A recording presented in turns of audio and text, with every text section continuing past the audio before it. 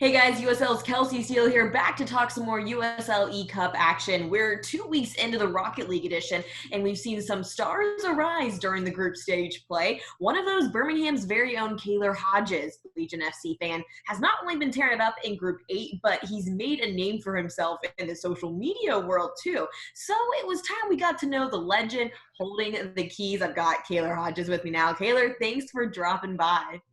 I appreciate you inviting me. More than happy to be here. Taylor, I've been so excited to talk to you because you embody, I think, what's really cool about this tournament. You're able to represent your favorite club. So tell me a little bit about yourself. Obviously, it's not like you're a player, so people don't know a ton about you off the bat. Yeah, so I grew up probably about 45 minutes away, Birmingham, and there really isn't a whole lot of professional soccer that's in Alabama. So when the Hammers eventually became the Legion, of course, I was there every step of the way. But unfortunately, I still don't live in Birmingham, so it's a bit of a trek. I am a music education student at the University of Alabama, and I am looking to go on and play my instrument in the professional world. So I'm looking at grad schools right now. So if anybody from a grad school wants to give me money, I'd very much appreciate that. So yeah, that's kind of what I'm doing and what I want to do in the future. Obviously, a massive Legion FC fan and soccer fan as well. How pumped were you when you heard about Birmingham Legion FC and the fact that professional soccer, the United Soccer League, was coming to Birmingham? When I found out that Legion was becoming a thing and that we were moving to the USL, I could not be more excited because I'd already had experience with watching USL through FC Cincinnati. So I knew all about the league. I knew all about the teams and a lot of the players in there. So I was so stoked just to know that I knew that I was going to be watching players who are not only paid to play, but play at a very high level. So I was beyond excited. What was your first reaction with that first game that you went to for Legion? What was that like? I but I couldn't believe the amount of support that there was. I knew they would come out eventually, but I didn't think it would happen as fast as it did. I mean, packing out a stadium is still insane, especially for something like soccer, which is not considered to be the primary sport of Alabama. So obviously, with everything going on right now, though, the chances of a 2020 play and seeing that live action's been put on a bit of a hiatus. So tell me about how you heard about USL Cup, because obviously here at the league we've been trying to make do. So when did you first come across that? So I was talking to a bunch of people who were in the brigade and Magic State Brigade, which is the support group in Birmingham. And they were talking about Rocket League, and they're like, is anybody any good at this and whatever. I didn't think too much of it. I was like, yeah, I'm okay. I've been playing since release, and I have like 1,500 hours. No big deal.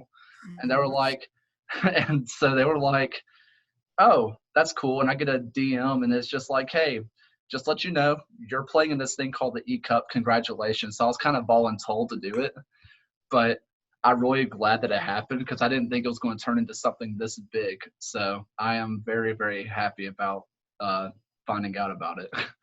Well, obviously, you have a pretty decent background. I mean, when you look at the amount of people who are playing this tournament, we have, over 30 teams.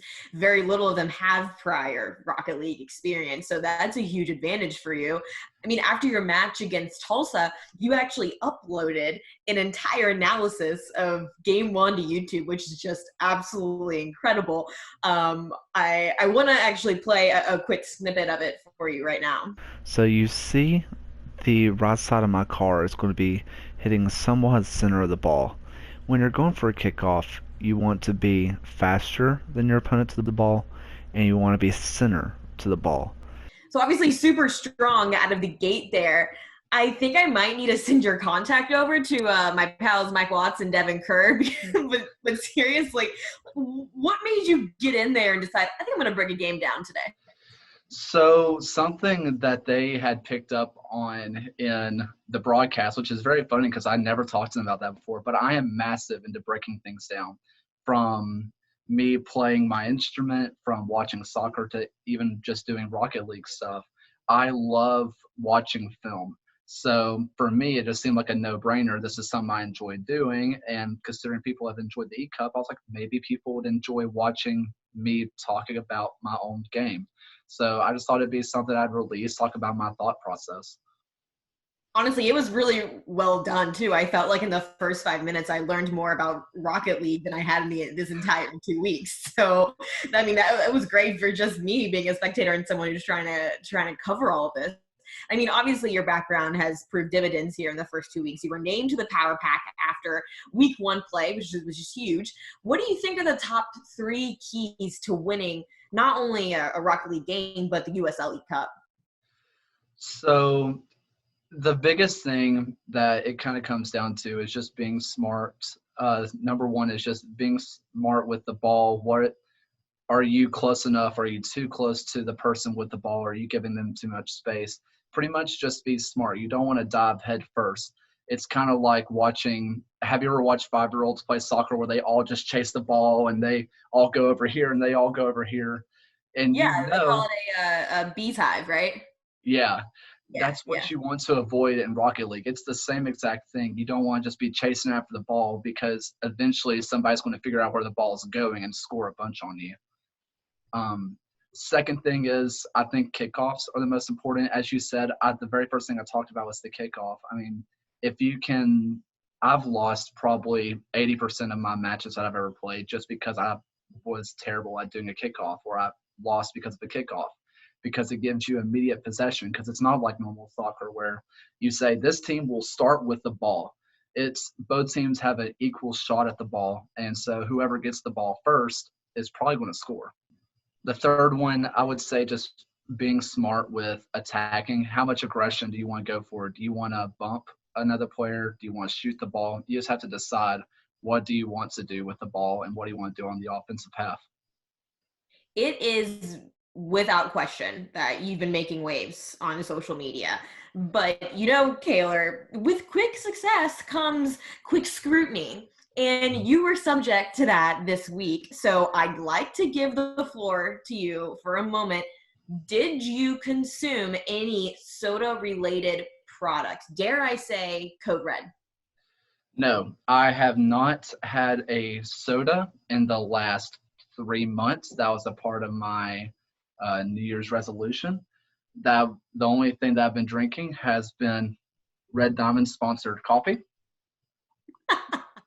So that's the only caffeine I intake, and I try to avoid that when I can. So the PED allegations, I feel like they came out of left field, and I guess that's just what happens when you have success. I mean, they can test me.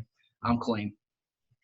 You heard it here first. The man is clean, just old school talent. I love it.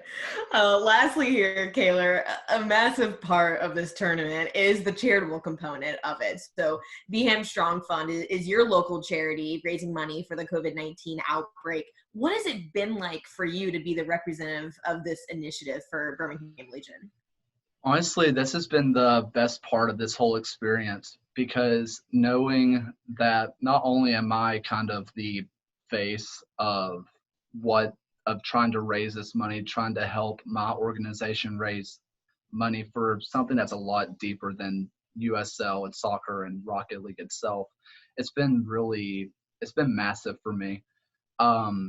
If you didn't know, Be Strong is not only helping those who had COVID-19, but also for the people who are struggling. Maybe they don't have work right now, so they are trying to help with that. And so it just being a part of that has been fantastic. And I've had a lot of people message me in private, tell me that, during this whole break that I've been kind of one of the things that's helped them so far. And if I can just give someone a quick smile on their face through this just terrible, different time, that's really all that matters to me. Well, I'll tell you what, Kaylor, you are 110% doing that. You've been an absolute thrill to watch. And I was flooded with mentions the other day about getting to know you and everything you're doing. And I was like, Kaylor and I have to get on the phone. We have to do this. So everything you're doing for Birmingham right now is incredible. And you've been a joy to watch. And I thank you so much for your time. And just stay safe and best of luck the rest of the USL Cup.